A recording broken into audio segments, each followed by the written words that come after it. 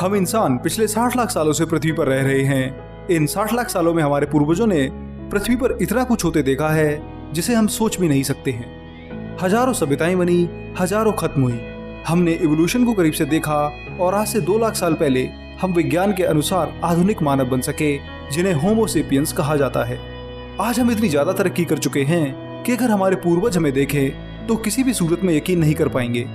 आज कई ग्रहों और तारों पर हमारे टेलीस्कोप की नजर है। चांद पर हम कदम रख ही चुके हैं और हमारे द्वारा भेजे गए सिग्नल्स दूसरे ग्रहों के प्राणियों से संपर्क करने के लिए कई लाइट ईयर्स का सफर भी तय कर चुके हैं। पिछले 60 लाख सालों के इतिहास के अनुसार हम इंसान इस पृथ्वी पर बने हुए हैं और कई और लाखों साल तक हम इस ग्रह पर राज करते रहेंगे। पर हम हमेशा इस ग्रह पर राज कर पाएंगे, ये कहना गलत होगा, क्योंकि कभी न कभी सूर्य के कारण तो कभी किसी उल्का के टकराने से या किसी तारे से निकलने वाली भयानक गामा रे से हमारी पृथ्वी कभी भी खत्म हो सकती है। ऐसे में हमें तलाश होगी एक ऐसे नए घर की जो इन सभी चीजों से दूर हो और हमें हमेशा के लिए सुरक्षा प्रदान करता रहे। पर अगर हम आज ही मन बना लें कि हमें किसी दूसरे सौर मंडल के ग्रह पर जाना है तो ये असंभव कार्य है। हमें अब तक के सबसे तेज स्पेसक्राफ्ट पार्कर सोलर प्रोब की 200 किलोमीटर पर सेकंड की स्पीड से भी सबसे पास के ग्रह तक पहुंचने में 7000 साल लगते हैं। तो सोचिए और किसी ग्रह पर जाने में हमें कितना समय लगेगा। ब्रह्मांड की इसी विशालता के कारण आज हम किसी ग्रह पर तो नहीं जा सकते, पर भविष्य में ये काम हम जरूर कर सकते हैं। अगर हम लाइट की 99% स्पीड से चलने वाले स्पेसक्राफ्ट बना लें या एंटी मैटर और ब्लैक होल की एनर्जी से चलने वाले यान तैयार कर लें तो हम पूरी मानव जाति को किसी और एक्सोप्लैनेट यानी दूसरे सोलर सिस्टम के ग्रह पर आसानी से भेज सकते हैं। लाइट की स्पीड के बराबर स्पीड से यात्रा करने पर समय के धीमे होने का भी हम फायदा उठा सकते हैं।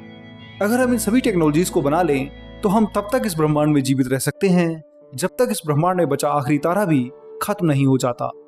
पर हम ये कैसे करेंगे और किस तरह हम किसी दूसरे प्लेनेट पर जा सकेंगे और किन ग्रहों और स्टार्स पर हमारा जाना सही रहेगा और कब तक हमारी मानव सभ्यता इस ब्रह्मांड में जीवित रह सकती है, इन सभी बातों को जानने के लिए ये वीडियो पूरा जरूर देखिए और चलिए मेरे साथ एक बार फिर से ब्रह्मांड की उस यात्रा पर जो इससे पहले आपने कभी सोची भी नहीं होगी।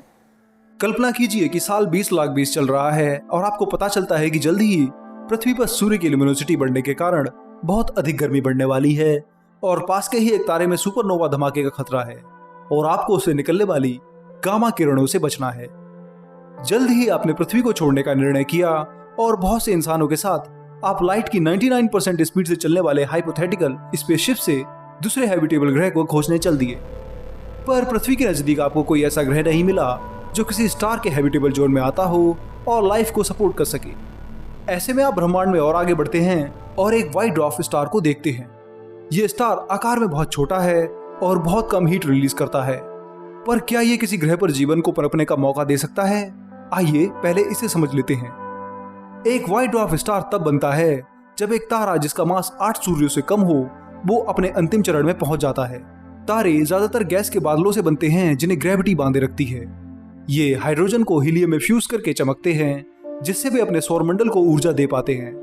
पर जब तारा अपने अंतिम चरण में पहुंच जाता है तो हाइड्रोजन के खत्म होने के कारण वो हीलियम को दूसरे भारी तत्वों में फ्यूज करना शुरू कर देता है। जब वो ऐसा करता है तो बहुत भारी मात्रा में अपना मास स्पेस में छोड़ता है, जिससे ऐसा लगता है कि मानो तारा अचानक से बढ़ रहा हो।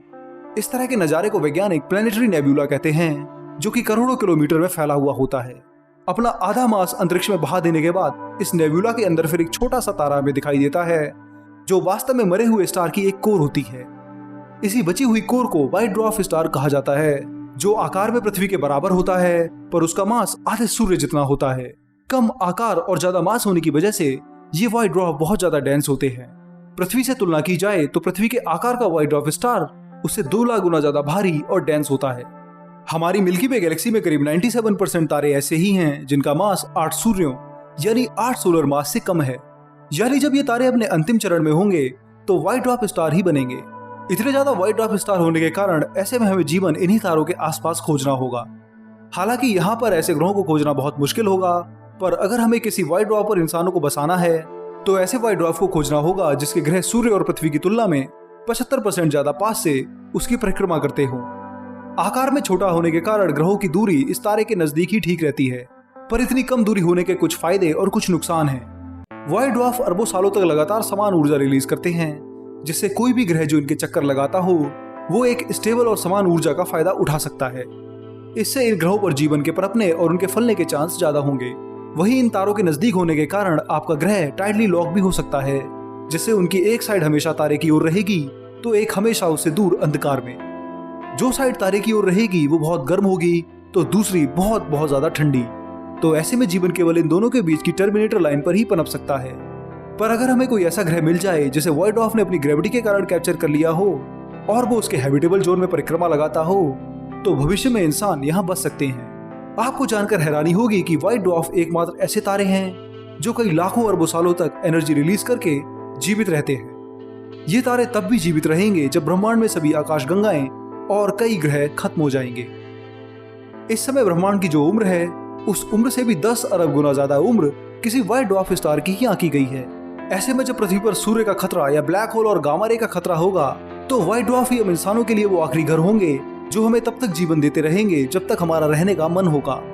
पृथ्वी के नजदीक जो व्हाइट ड्वार्फ स्टार है वो हमसे 8.6 लाइट ईयर दूर है। सीरियस बी नाम के इस व्हाइट ड्वार्फ की अभी उम्र 10 करोड़ साल है।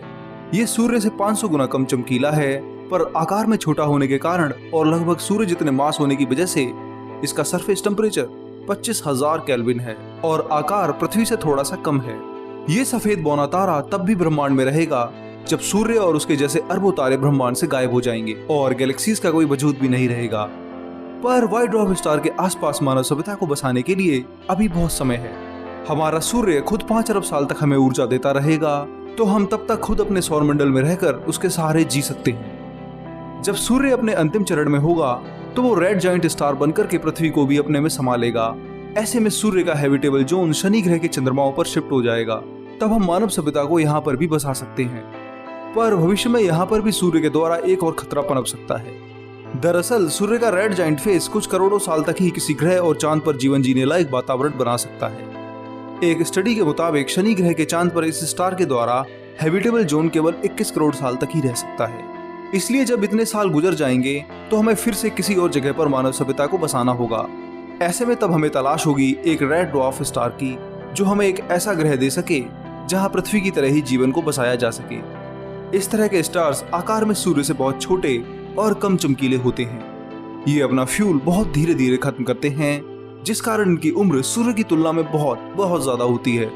जहां सूर्य जैसे तारे 10 अरब साल तक ही ब्रह्मांड में जी पाते हैं, तो एक रेड ड्वार्फ स्टार 100 खरब सालों तक ब्रह्मांड में चमकता रहता है। इतनी ज्यादा उम्र की वजह से ब्रह्मांड के पैदा होने से लेकर अब तक यानी 14 अरब सालों से एक भी रेड ड्वार्फ स्टार खत्म नहीं हुआ है। आज से 1 अरब साल बाद या उससे पहले जैसे ही सूर्य की इंटेंसिटी यानी गर्मी बढ़ेगी, वैसे ही पृथ्वी पर रहना मुश्किल हो जाएगा। ऐसे में हम आगे इन्हीं रेड ड्वार्फ स्टार की ओर जा सकते हैं, जिनमें कई हैबिटेबल प्लैनेट्स आते हैं। व्हाइट ड्वार्फ से अलग इनमें हमें ज्यादा ग्रह मिलते हैं, तो यहाँ पर हैबिटेबल प्लैनेट को खोजना आसान हो जाता है। पर छोटे आकार और कम टेम्परेचर होने के कारण किसी भी रेड ड्वार्फ का हैबिटेबल जोन उसके बहुत पास ही बनता है। जितना सूर्य से दूर मरकरी प्लैनेट है, उतनी ही दूरी पर रेड ड्वार्फ स्टार पर जीवन पनप सकता है। पर इतने ज्यादा पास होने के कारण ये ग्रह टाइटली लॉक भी हो सकता है, तो ऐसे में वहाँ जीवन के पनपने के चांस बहुत बहुत कम हो जाते हैं। दूसरा, रेड ड्वार्फ तारे हमेशा एक जैसी ऊर्जा नहीं छोड़ते हैं। कभी ये इतने ठंडे होते हैं कि इसके सिस्टम में आने वाले नजदीकी ग्रह भी बर्फ की चादर ओढ़ लेते हैं, तो कभी ये तारे सोलर फ्लेयर की ऐसी आंधी छोड़ते हैं कि सामने वाला ग्रह ही खत्म हो सकता है। ये तारे वास्तव में बहुत ही विचित्र हैं, पर इतनी खतरनाक वजहों के बाद भी रेड ड्वार्फ हमें भविष्य का घर दे सकता है। खरबों सालों तक जीवित रहने वाले ये रेड ड्वार्फ धीरे धीरे अपनी एक्टिविटी को कम करते हैं, तो वहां मौजूद ग्रहों पर जीवन के पनपने की संभावना और बढ़ जाती है। कोई ग्रह जिसमें अथाह समुद्र हो, तो वो रेड ड्वार्फ से आने वाली एनर्जी को पानी के द्वारा संभाल कर उसे सामान्य तापमान पर रख सकता है, जहां हम इंसान आगे रह सकते हैं। सही कंडीशंस और पृथ्वी के समान आकार के ग्रहों वाला कोई रेड ड्वार्फ सिस्टम में मिल जाए, तो इंसान वहां खरबों सालों तक अपनी सभ्यता को बसाकर रह सकते हैं। ऐसे में अगर ब्रह्मांड में विशालकाय तारे और आकाशगंगाएं भी खत्म होने लगें, तो भी हम इंसान इन स्टार्स पर मौजूद रहेंगे। पूरी गैलेक्सी में रेड ड्वार्फ स्टार्स की भरमार है और 5% रेड ड्वार्फ ऐसे हैं जिनमें पृथ्वी की तरह ही हैबिटेबल जोन में आने वाले ग्रह मौजूद हों और उनमें जीवन के पनपने की संभावना हो। ऐसा हुआ तो हमें कम से कम 4 अरब रेड ड्वार्फ स्टार्स ऐसे मिल जाएंगे जो भविष्य में हमारा घर हो सकते हैं। पर जीवन केवल पृथ्वी के समान आकार वाले ग्रहों पर ही पनप सकता हो, ये कहना जल्दबाजी होगी। विशालकाय गैसीय ग्रहों के चंद्रमाओं और सुपर अर्थ यानी विशालकाय पृथ्वी जैसे चट्टानी ग्रहों पर भी जीवन पनपने की अच्छी संभावना होती है। तो अगर इन सभी ग्रहों को मिला लिया जाए तो अकेले ही हमारी गैलेक्सी में मौजूद रेड ड्वार्फ तारे 60 अरब और 6000 करोड़ ऐसे ग्रह दे सकते हैं जिनमें जीवन किसी न किसी रूप में पनप सकता है। देखा जाए तो इंसानों के पास अभी भी ऐसे बहुत से घर मौजूद हैं जो उसे किसी भी परिस्थिति में जीवित रख सकते हैं। चाहे सूर्य की भीषण गर्मी और आकार का बढ़ना हो, लाखों साल बाद टकराने वाली कोई उल्का हो, ब्लैक होल या गामा रे वस से बचना हो, तो हमारा ब्रह्मांड हमें इससे बचने की पूरी आजादी देता है। बस जरूरत है तो खोजने की और उसे पूरा करने की।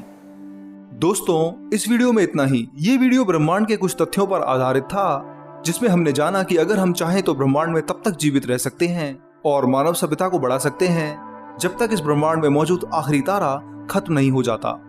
व्हाइट ड्वार्फ और रेड ड्वार्फ तारे ब्रह्मांड के खत्म होने के बाद भी खरबों सालों तक हमें ऊर्जा दे सकते हैं जिसे हम अपनी इच्छा से बदलकर इस्तेमाल कर सकते हैं। वैज्ञानिकों की रिसर्च आज भी जारी है और जब तक खोज होती रहेगी मैं आपको उनसे अवगत कराता रहूंगा। मुझे उम्मीद है कि आपको मेरा ये वीडियो जरूर पसंद आया होगा और आपने काफी कुछ नया सीखा होगा। और अगर आप इस विषय पर अधिक जानकारी चाहते हैं तो हमारी वेबसाइट विज्ञानम.com पर जरूर विजिट कीजिए और उसे बुकमार्क कर लीजिए।